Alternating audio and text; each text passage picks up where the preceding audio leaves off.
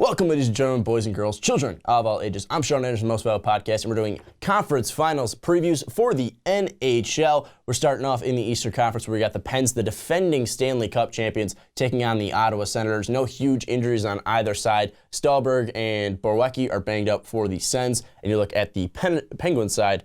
Penguins, obviously, Carl Hagelin's been banged up throughout the postseason, but nothing too major for these teams. Obviously, Carlson has that hairline fracture, but it really looks like it hasn't affected him. And then you look at Letang, he's been out the whole postseason. They don't expect him to come back.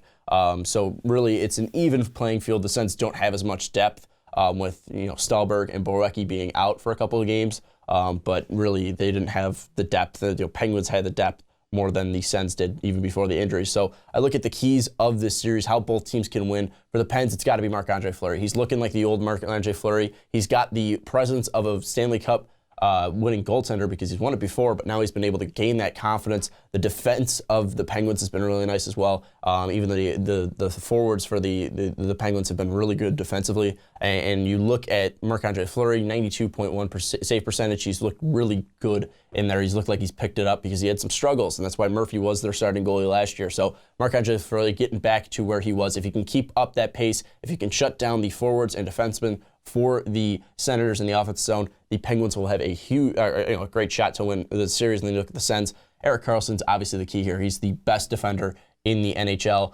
Offensively, he's just a stud. He moves this Senators offense up and down. He can create turnovers and push that movement push the movement of the puck up the ice quicker.